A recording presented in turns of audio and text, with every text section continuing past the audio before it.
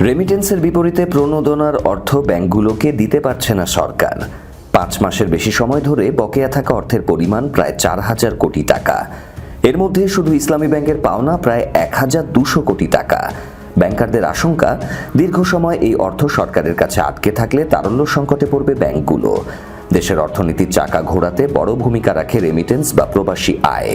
বৈধ পথে রেমিটেন্স পাঠাতে প্রবাসীদের উৎসাহিত করতে দীর্ঘদিন ধরে 2.5% হারে প্রণোদনা দিয়ে আসছে সরকার। এতে ধারাবাহিকভাবে বাড়ছে প্রবাসী আয়। প্রবাসীদের আয়ের ওপর যে প্রণোদনা দেয়া হয় তা বাংলাদেশ ব্যাংকের মাধ্যমে ব্যাংকগুলোকে পরিশোধ করে সরকার।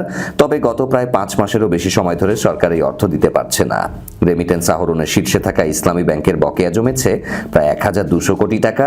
এছাড়া অগ্রণী ব্যাংকের বকেয়া 500 কোটি, 30 নভেম্বর পর্যন্ত সিটি ব্যাংকের 185 কোটি, ব্র্যাক ব্যাংকে 445 কোটি, ট্রাস্ট ব্যাংকে 400 কোটি ও পূবালী ব্যাংকের বকেয়া জমেছে 160 কোটি টাকা।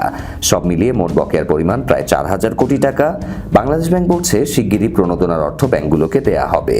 কেন্দ্রীয় ব্যাংকের সহকারী মুখপাত্র শাহরিয়ার সিদ্দিকী বলেন, রেমিটেন্সের ওপর 2.5% হারে যে প্রণোদনা দেয়া হয় সেটা সরকারের কাছ থেকেই আসে।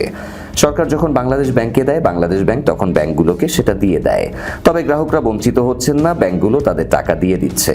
সরকারের কাছ থেকে টাকা আসতে দেরি হওয়ায় ব্যাংকগুলোর অর্থ পেতে একটু বিলম্ব হচ্ছে। ব্যাংকিং খাতে সংশ্লিষ্টরা বলছেন, দ্রুত প্রণোদনার বকেয়া পরিশোধ না করলে ক্ষতিগ্রস্ত হবে এই খাত এবং বাড়বে তারল্য সংকট।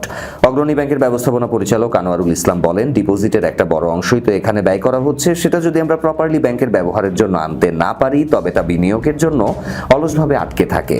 অর্থনীতিবিদ এ কে মুজেরি বলেন, ব্যাংকগুলো যদি সঠিক সময় এটা না পায় তবে তারা ধীরে ধীরে উৎসাহ হারিয়ে ফেলবে।